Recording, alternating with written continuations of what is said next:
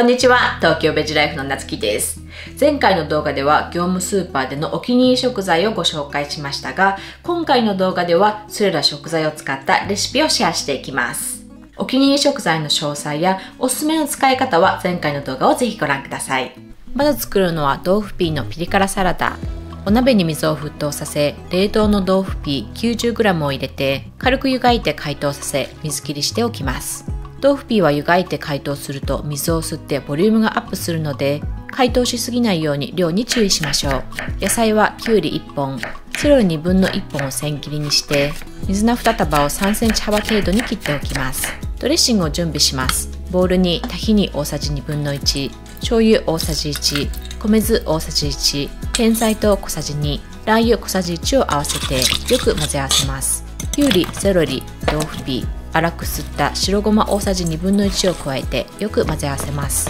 水菜を敷き詰めた上にトッピングすれば出来上がり、柔らかい豆腐ピーにごま風味のピリ辛ドレッシングがよく絡み、野菜がたくさん食べられますよ。他にももやしやレタス、キャベツの千切りなどお好きなお野菜でお試しください。サラダの次は豆腐ピーを使って炒め物も作っていきましょう。冷凍の豆腐ピー 90g はサラダと同様に解凍させて水切りしておきます。たけのこの水煮 120g、ピーマン2個、しいたけ小3個は千切りにしておきます。フライパンに強めの中火でオリーブオイル大さじ1分の1を熱し、薄切りにしたニンニクを1かけを香りが出るまで炒めます。ピーマン、しいたけを加えて塩コショウ少々を振り入れ炒めます。ピーマンが少ししんなりとしたら、たけのこ、豆腐ピーを加えてさっと炒め合わせ、もやし1袋を加えて炒めます。もやしに火が通ったら、甜菜糖大さじ1分の1、お醤油大さじ1、中国のたまり醤油大さじ1、中国の黒酢大さじ2を加えて炒め合わせれば完成。酸味の効いた甘辛のソースを吸った豆腐ピーが食べ応えがあり、ご飯がとても進みます。他にも人参やじゃがいもの千切りを加えても美味しくできます。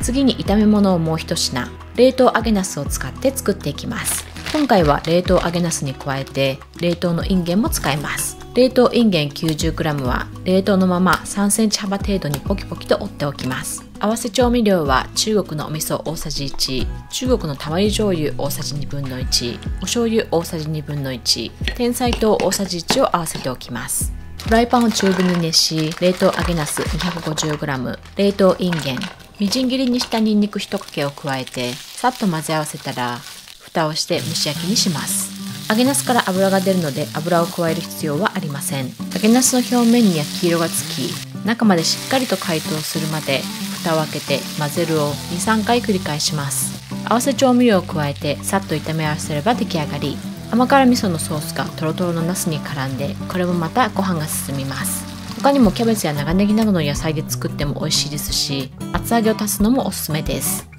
最後に汁物をタヒニでコクを出した味噌けんちん汁を作っていきます。大根3センチ、人参3分の1本はイチョウ切りに、長ネギ3分の1本は斜め切りに、しいたけ2個、じゃがいも1個、冷凍レンコンのスライス4枚、油揚げ1枚半は一口大に切っておきます。すべての材料をお鍋に入れ、水 700ml、お塩小さじ1と1分の1、タヒニ大さじ2を加えて混ぜ合わせ、蓋をして強めの中火で一緒に立たせてから弱火にして12分煮ます。お味噌大さじ2を加えて混ぜ合わせ、ひと煮立ちさせれば完成。そのまま汁物として楽しめますが、うどんを加えて味噌煮込みけんちんうどんにするのもおすすめ。いろいろな野菜やきのこから旨味が出るので、だしいらず、加えてタヒニを入れるとコクが出てぐっと味わい深くなります。